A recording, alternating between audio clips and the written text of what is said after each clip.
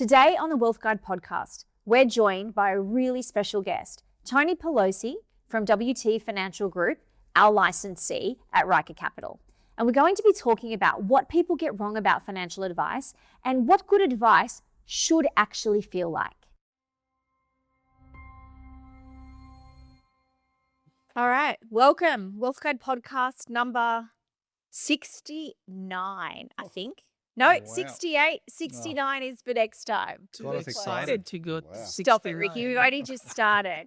But I'm actually really excited about this particular topic today because the topic is what people get wrong about financial advice and what does good financial advice and a good financial advice relationship look like.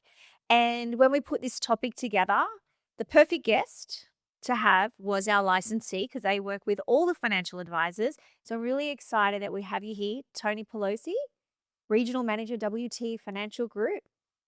Thank you for joining us. Oh, thank you for having me. My absolute pleasure. So what we want to talk about today is why do so many people feel unclear about what financial advice actually means, how to access it, and who to do it with. So, perfect floor here, room full of advisors. Well, financial advice to me, you would think your mum and dad giving you advice, right? Feels like a finished product. But, when you talk in terms of financial advice, people don't realize that it's an ongoing journey. It's a process that we go through and understand different objective and where they want to be, what they want to achieve. Could be short-term, medium-term, long-term goal. And how do we achieve that? What can we do? What mechanisms can we put in place? Yeah, so people to can actually achieve it? understand what it is. So it's not, I think the connotation comes out, it's advice done and dusted, one piece, but it's an ongoing process is what I feel. Absolutely. And why do you think people so often delay getting financial advice, even though they know that they're unstructured? Like so many people, for want of a phrase, are unhinged when it comes to money. I'm one of them. I believe there's a few things to uncover that when people say either is they afraid to know what they don't know or afraid to see what actually is happening in their household. Yeah. So uncovering those things can sometimes be uncomfortable, I guess, to start with. Yeah. Well, then that opens up the statement, right? What is the biggest misconception about financial advisors? Yeah, well, that's an interesting one. It's, are you product driven? What is the process of seeking the advice? What are you going to tell me? Thank you. Products. And so, I mean, a good advisor is if they can break the ice with the client first and foremost. Yeah. Have a structured discussion, understand their goals, all those make the client feel at ease. Yeah. Because at the end of the day, I have to say, the majority of clients that do come seek advisors really want to know the final, am I going to be okay? It's hard for them to unpack their financials because it's probably an absolute mess, or maybe it isn't. It's also a language barrier for a lot of people, right? Yeah. And keeping that, it's a good one, keeping your language where the client can understand it and just go through the process of what the advice process is really, really important. But end of the day, they want to put their head on the pillow and say, am I going to be okay? Can I sleep at night? Yeah, absolutely. They also think, if I go into this meeting with an advisor, am I going to be judged? Yeah. Either that fear of saying, well, I haven't done enough, but I'm already here kind of thing, So that's another thing that people hesitate to get advice, I guess. And also the stigma is, it's only for the rich. Yes. Gotta have money to do that. It's only for investments. That's traditional. And I think that's the biggest misconception, right? So, I mean, there's the layer of what is an actual financial advisor, which is sort of what we're touching on, and that's great. But the biggest misconceptions, I would say, from a person who's not a financial advisor is, number one, it's only for retirement phase. Number one. Number two, you have to, well, probably not in that order, but number two, you only get financial advice if you're already wealthy.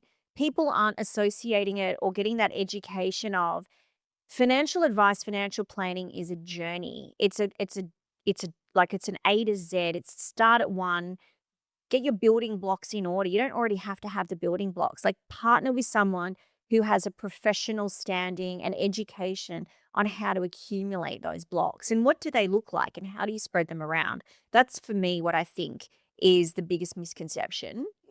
And leaning in on what you're saying, Tony, and I love that, is, and we talk about this in our weekly meetings, your advisors first, yes, your professionals, but what is your role day to day? Your relationship managers, your counselors. So with that, as a relationship manager, it's balancing your dialogue and matching that with the client that you're with in a language that they understand. And number two, as a counselor, there's never judgment. I've always said to clients, I always said, I'm not a marriage counselor.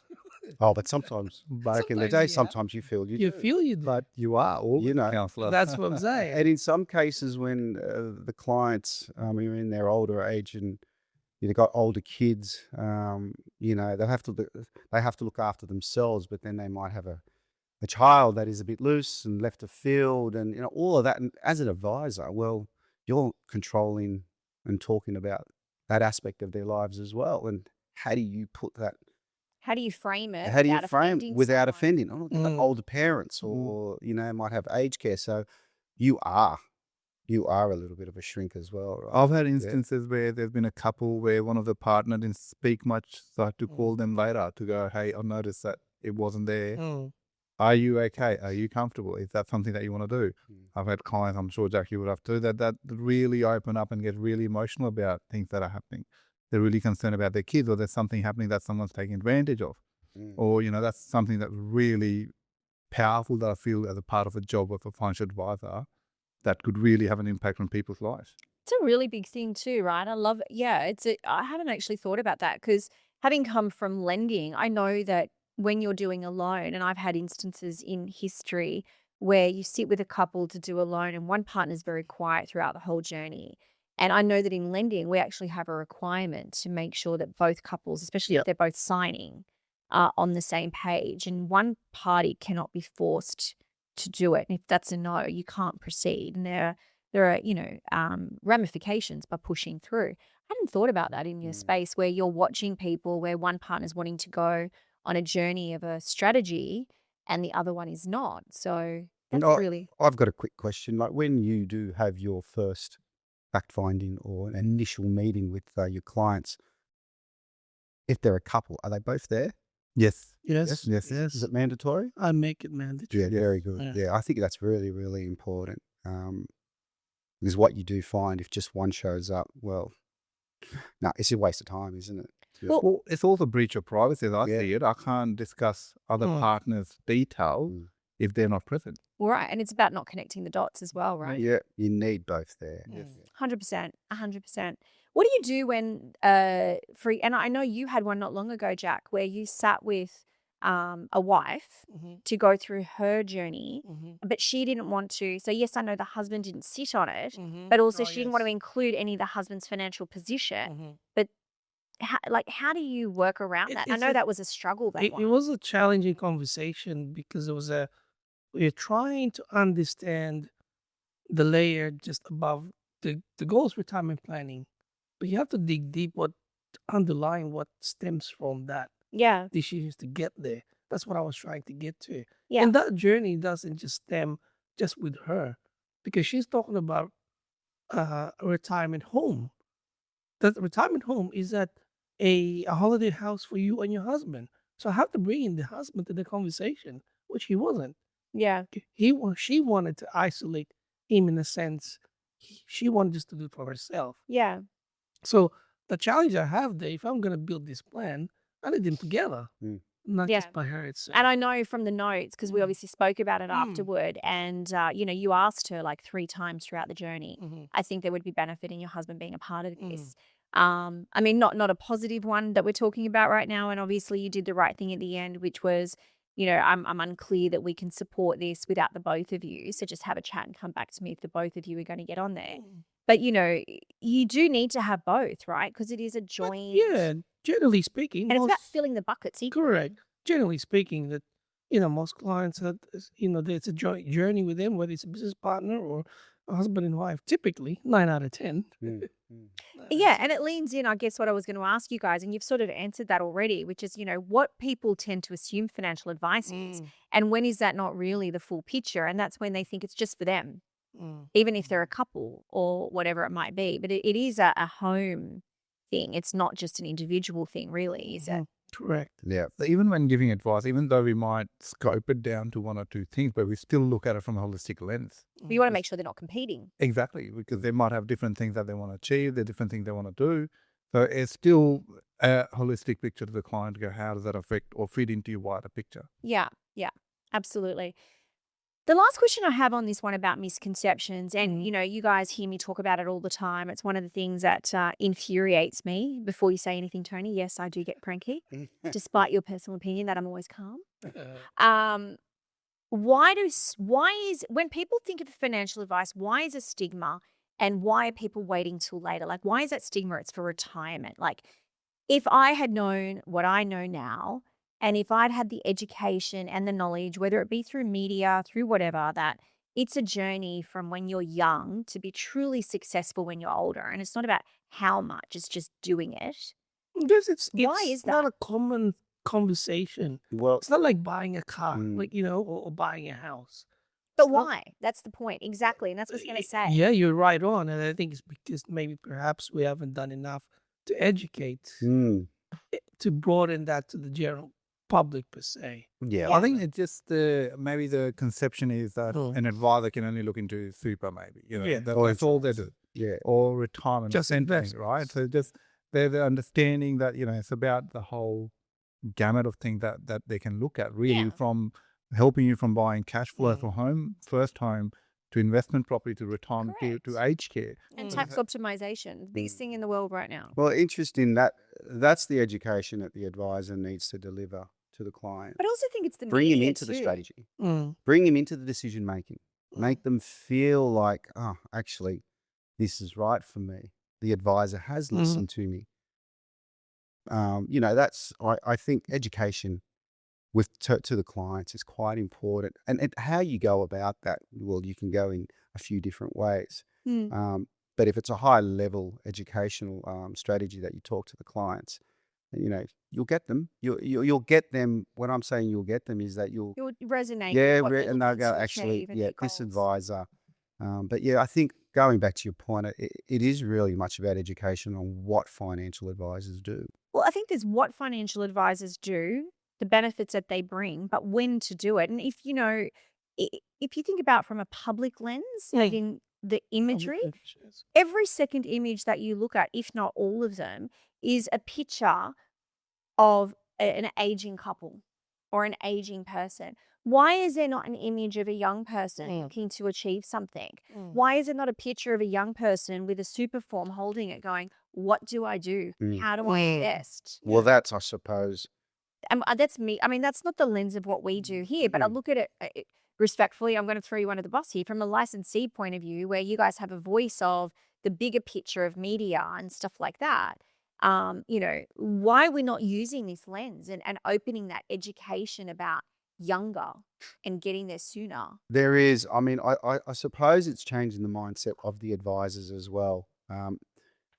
As Riker Capital, this is where you should be promoting yourself. If your target market is a whole range of clients, well, use your marketing tools to be front and forward and show that, hey, we do look after younger clients. We're holistic. We look after everybody. I know. Everyone should have access to financial advice. But that's, I suppose, in the past, it was always the older couple holding, saying, oh, transition to retirement strategies, come and see us, all that kind of stuff. So the wording around, bringing in younger or making the younger ones aware of what financial advice is really the job of the advisors. Educate them. Yeah, So, but I also well, think it's there's a not media all. play too, and that's not our Yeah. individual roles. It's just you think about our platforms, our superannuation companies, our investment companies, all those companies that we partner with. They're using that voice as well, and it's how the market is positioned. But let's move along, because I think we could argue about that all day. I get quite passionate about the imagery that I see, and I find it very confronting. I think that's a good point. In that, traditionally, you see the white hair, the beach, the old couple holding hands at the beach with the dog, collecting seashells. off to the sunset. Yeah, and That's the vision that we've how did That's and the matching vision the is, end how did goal. they get there? That's the journey. How did they Yeah. But get that there? doesn't- They got there from the but- journey. But that doesn't always translate to But that the journey. imagery I doesn't know. translate Yeah. that.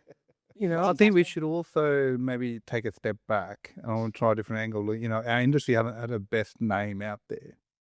It's good. We've had instances of bad advice being provided. Oh, right? 100%. And so I'm in a way, looking back now, I was quite thankful of the Royal Commission that we had, because that brought us a new education standard experience that people have to go through before they can become an advisor. So that's just improved our industry so much better. Mm. So that could also be misconception that where people are like, oh, maybe should I go there? Should I not go there? So It that's a is bit of true. trust. You're 100%. Like the word of financial advisor historically, falls into the same category as a car salesman or a really, a lawyer, for example. I mean, 2/3 of my family are lawyers. No offense given. I was meant to be a lawyer. But what that leans on to, and that's a really great segue, Ricky. Thank you so much. What good advice should actually feel like? So, to get rid of those mythbusters in the Royal Commission and what they've done and how they've cleaned it up, and the advisors that have survived that are the ones that do a great job, that do meet compliance, that do have clients' best interests. If someone's never worked with an advisor before, what should they actually expect? You said it there, how they felt or feel when they're meeting with the advisor. Are they nervous, a bit more comfortable? They have more clarity coming out of that meeting? Yeah. It's not because, they're not going to come out of the meeting, now I can get my super allocation into this, this, and this. Yeah.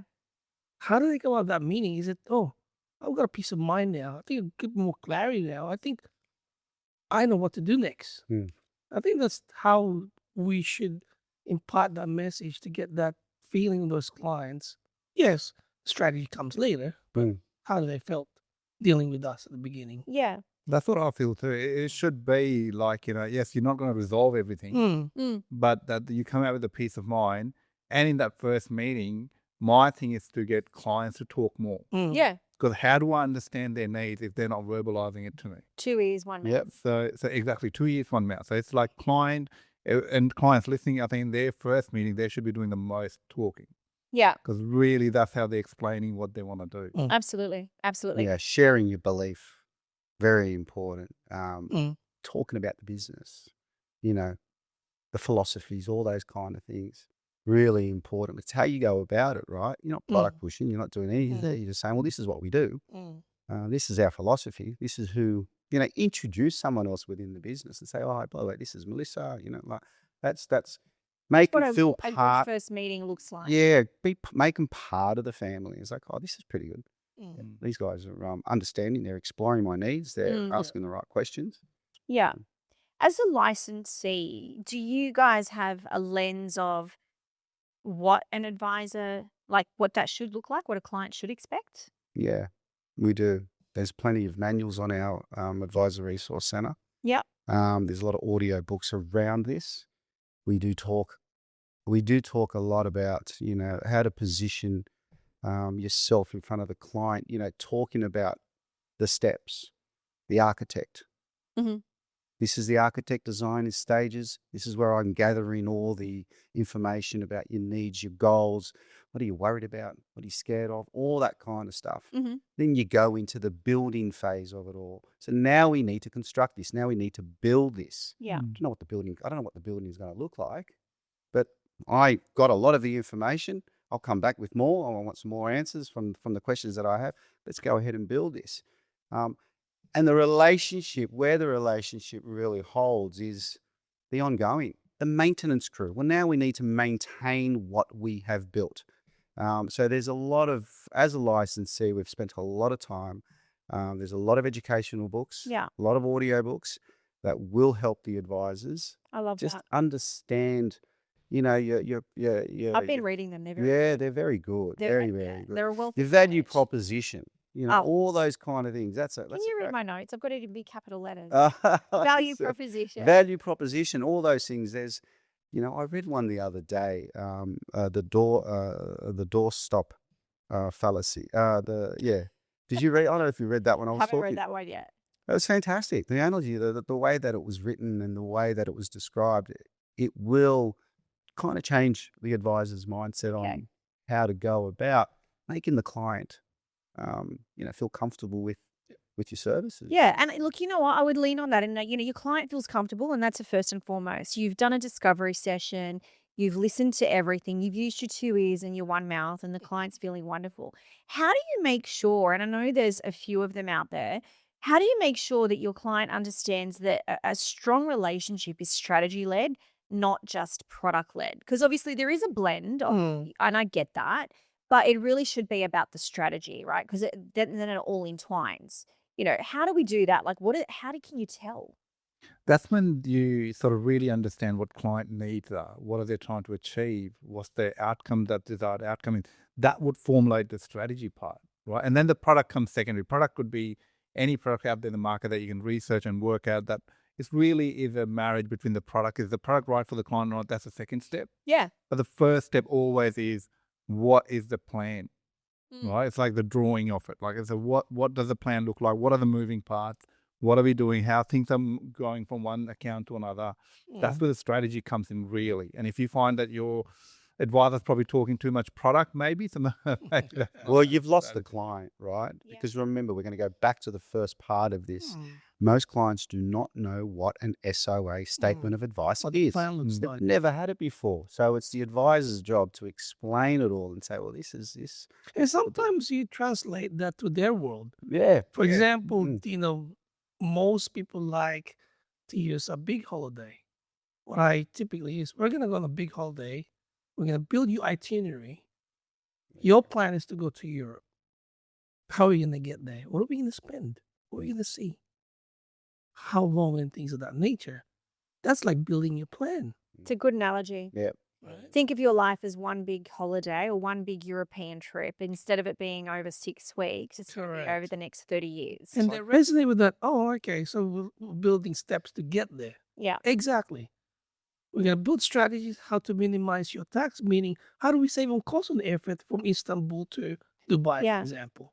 So I'm hearing you say that. You know what I'm thinking? It's like, how do you treat your life journey as a passport? How many stamps do you want in it? Because every time you've achieved one of those Correct. strategies, It's a milestone. it's a milestone, it's a visa. Exactly. Yeah. I like Correct. that. Okay, good. And then when you get to that destination, you've achieved it. Next thing is, how do we review to the next one? What's next? Yeah. And there's the maintenance crew. There you go. There's the ongoing maintenance crew where you have many Absolutely. people around you, like-minded people. Mm. They're going to help you through your life cycles and journeys. Right? Yeah. Well, look, I'm really proud of our team. I think we do a great job at that, where we do talk clients through that journey. And I think, if I'm not mistaken, I think we have just over 80% of our clients that go on Ongoing service. ongoing service, because we do set that stage and that understanding and that education. Just like your life evolves, your strategy will evolve, and it needs to move with you. Setting a strategy today or an SOA today and just parking it is not necessarily a solid move. It's not joined. And that's when advice really becomes relevant. Like, is it really about wealth, or is it more about that life stage and the complexities? I've had one word each time I've done a podcast that I cannot say. I'm on a roll. So the complexities that come in every different life stage. And, I'd be really interested to understand, how does that unpack for you guys? Like, how do you get people to realize those moving parts and the changes that come with it? Well, one of the things I do with the clients, I tell them, I'm one, you see me, but there's a whole team behind me that supports me. I've got my licensee who gives me my left and right And of we love arc. you guys. That what I can and can't operate, because we do need that guidance. Correct. And then that's where the licensee support really comes in handy to get us, to guide us what can and can't be done. Yeah. And anything that we want to do beyond that, the licensee always there to support us, to get that approval, which is really good, because then that gives clients the confidence to go, well, you're not just going to do anything. You've got set boundaries that you're working on. Then I've got my research people, and I've got my compliance people. Yeah, absolutely. And It's a there's a whole process, and it's a team. journey and a team of people.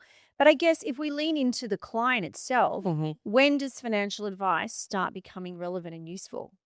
I know that I have a really strong opinion, is it's at any time, and there's no time that's too late and no time that's too young. Absolutely. There's two forms of advice. You've got general advice and you got formal advice, right? So you can help someone at the very early stages. It doesn't mean necessarily you physically need to provide them formal advice. You Yeah. might have given some tips, general in nature, and then next year you review them again. You help them out during Still that waiting for journey. you to give me some tips and tricks. No, it's interesting. Only financial decisions, it's when they start impacting each other is when I think clients will start thinking about when is it time Yeah. to get advice. And that's just always a really good question to ask a client. What is your financial situation? What is keeping you up at night? Mm. And they'll just go, well, and away they go. And, that's a real good way. Yeah. Ideally, sooner the better, Mm. really, because then you've got that time frame with you, right? Like rather than working at 60 when you're going to retire at 65, that doesn't give you that much bandwidth, right, in terms of working and what you can do. But if you were planning a bit in your 30s, 40s, it just gives you that bigger time frame to work with. So that's why I feel, the time is the biggest factor, because compounding, all investments, financial advisors are not a magician. I don't have my magic wand that I can work and there be money in your account. But it's just that timing. The strategy needs time to work. When they've got lack of structure, Well, and you can put the structure in for them, they feel. You know what? You gave me a perfect segue, and thank you so much, because Ricky and I spoke about just earlier this week a client that you had that has done really well financially, really well with property, business, investments, super. But then she sat with you, and I'll let you unpack the story because I really love it, because the end result of it was a $45,000 tax return, which is not something that you see every day. So can you walk us through that case study? Absolutely. So I met a client, and thanks to the broker for recommending that she speaks to the client. Shout out, an Mr. advisor. Broker. We won't say which one. Or We can we? can't. Well, I don't know if you can or not, but maybe we'll edit that later. But this was really good that the broker identified that need. So client, very sole trader, doing very, very well, right? Running her own business. She's got a couple of investment properties outside. She's got an investment property inside super. So she's got a self-managed super fund. She's also got another account. She just feels like she's just working hard, spinning her wheels. She's moving forward, but she still feels that it's not working, or there's still friction. Yeah. So that's what the broker identified, and then they referred her to us. And then when I sat down with her, we just looked at her like she said she was making contribution into super, but she did, but she never claimed it. It just was sitting as, if I'm going to go a bit technical, non-concessional. Shouldn't her accountant be asking that question? Look, no blame, but that's where it happened, right? Shouldn't the accountant have a portal access for?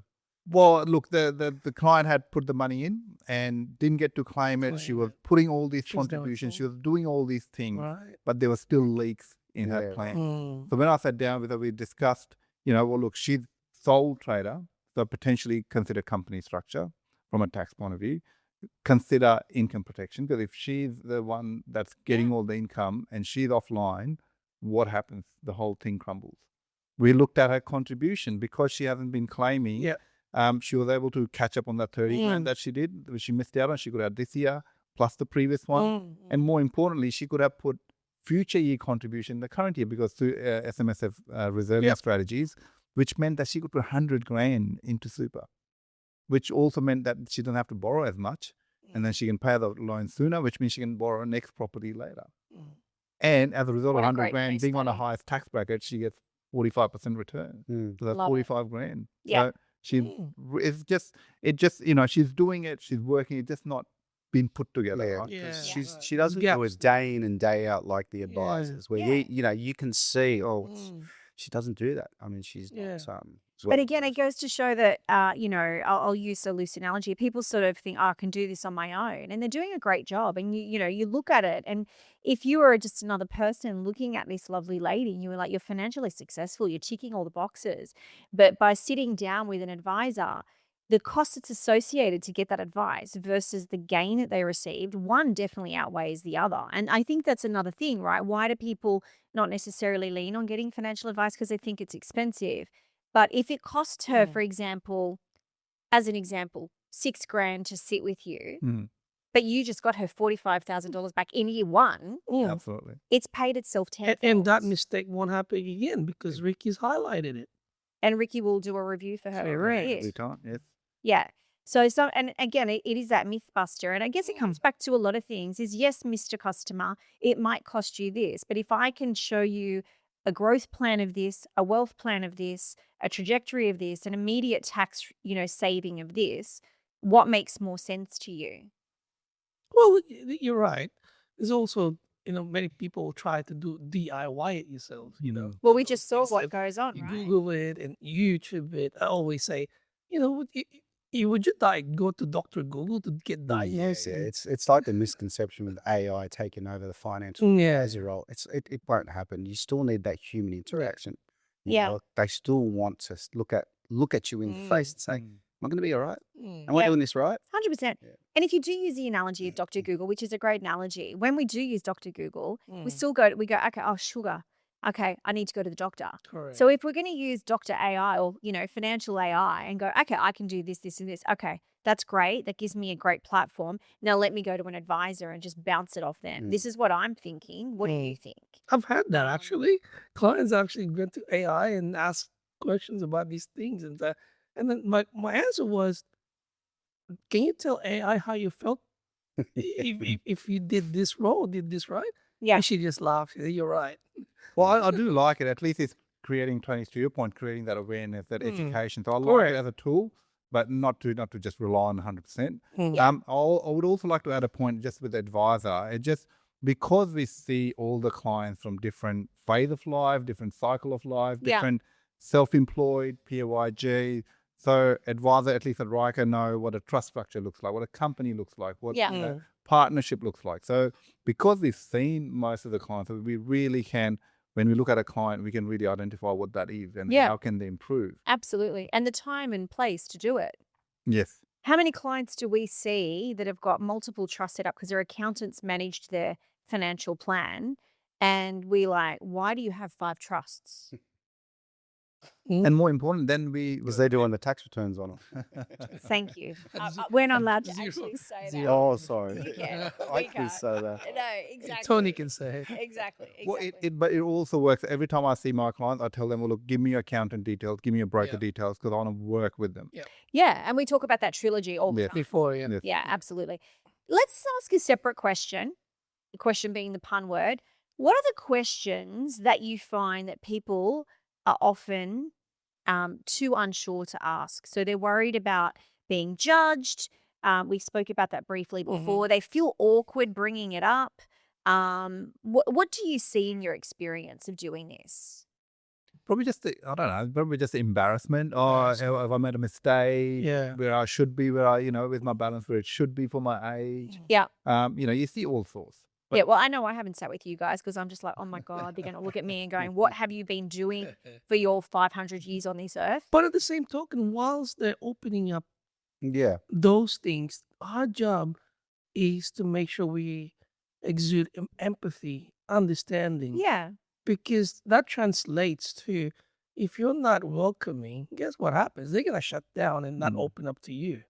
So it's our job to make sure we do listen 80% of the time, like Rick alluded to. Make sure we really understand where they're coming from.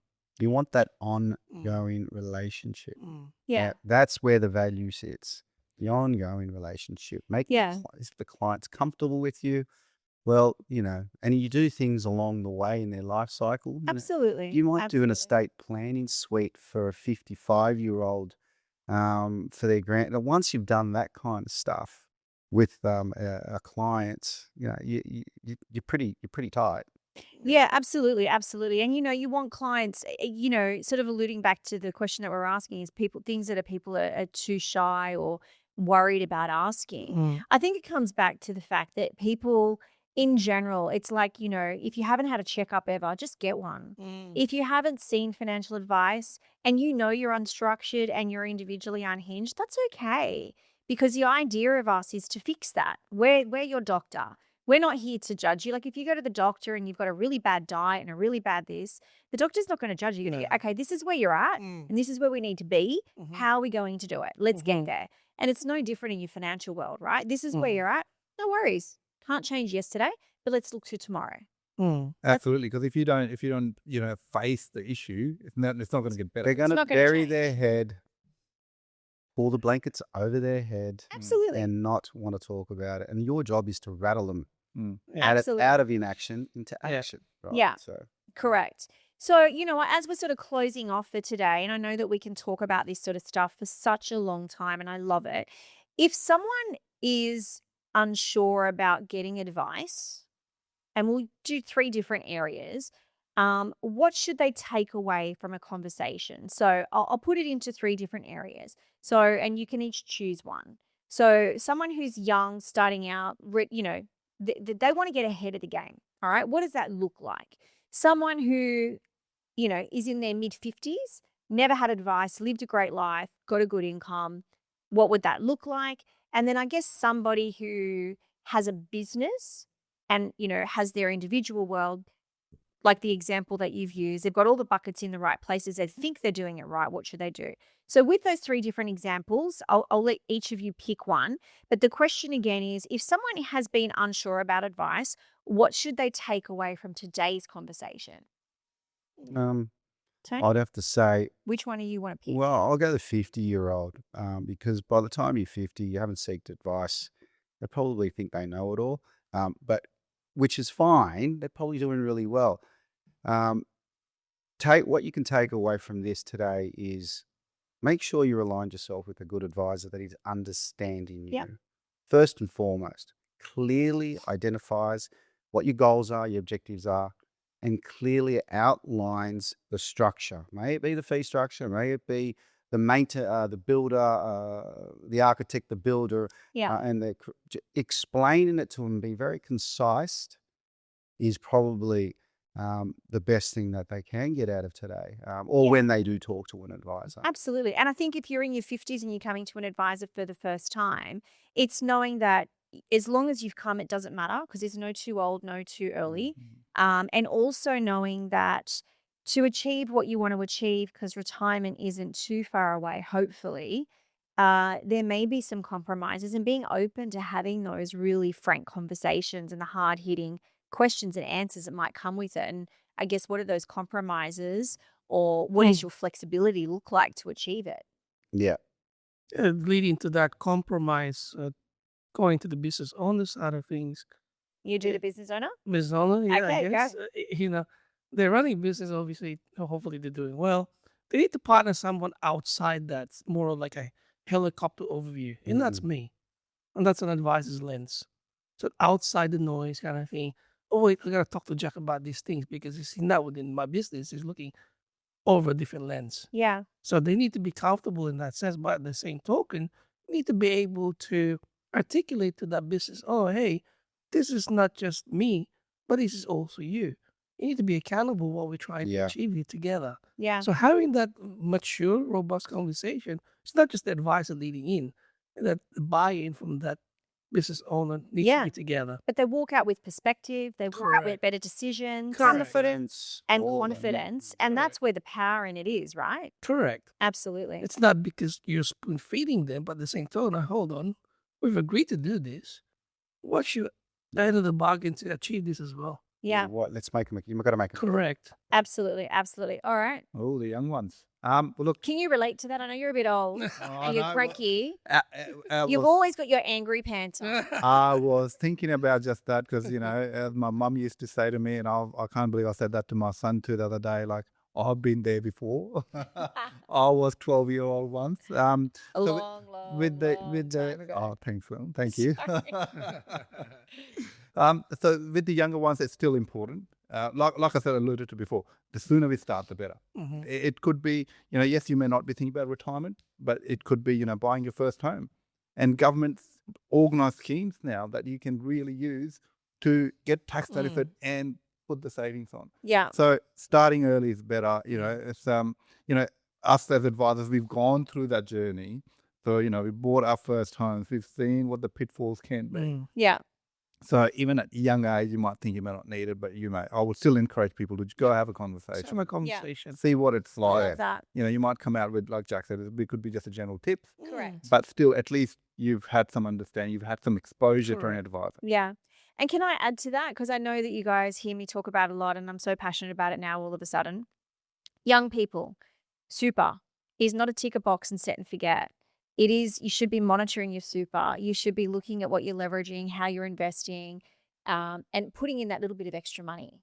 Absolutely. From I day would one. even say to the parents, if they're thinking about, putting money for their kids to buy a car. I told my daughter this, and she does not like you. And they should be putting that in super because they'll be doing their kid a massive favor by the time that kid turns 65. That compounding effect of that 40 years, it's going to be phenomenal. So my daughter recently turned 21, my younger one, and, I did buy her diamond earrings. That's her 21st gift because I wanted to have something she'll have forever. Ricky's like, if you wanted to have something forever, put the money in her super fund. And I'm like, yeah, I'm going to hand her that. I go, here, happy 21st. He goes, she might not thank you today. And I go, yeah, but when she sees it, I won't be around to thank. She'll still think of you. It is true. It was great advice. It is hard to position the young ones to pump more money into their super. Yeah. It is pretty hard. They're like, oh, I'm not going to, I'll be 65 by the time I access that. So it is a hard sell. Yeah. It is pretty tough. Yeah. But there are other options, as you know. There's other Absolutely. options that you can help them grow their. Absolutely. Yeah. So you know what, guys? Thank you so much for today. It's been absolutely wonderful. Our closing out of today, the things that I've taken away is a lot of people do delay financial advice, and it's not because they're careless. It's because they're unsure. There's a lot of myths that go around. They're not sure what it means. They don't actually know what financial advice involves. There is a perception of certain areas, and everyone's perception is slightly different. And who is the right advisor for them? So how do we make sure that they understand it is a relationship? It's not a transaction. So it does need to work for all of the different parties. And good advice is never judged. It's not intimidating. As I said, it's not transactional. And it really should make you walk away feeling confident, giving you clarity, and knowing that you're on a successful journey and someone is holding your hand along the way to keep you on the right path and to readjust you when you need it. That's my takeaway. I'd like to add to that, but it is honest. It should always be It'd transparent. be uncomfortable hearing that things, and it's not never, like you said, never about judgment, but it's honest, hard, Open cold fact. conversations. Yeah. Then we sort of work on what the future could look like. Absolutely. I love that. Open and transparent. Keywords. All right. Well, thank you so much, What? Tony. Thank you for joining us. No, thank you. No, Beautiful. thank you for having me. Really good. Thank you. Thanks, Oineza. Ciao. Thank you for joining us today on the Wealth Guide podcast. It's been so much fun.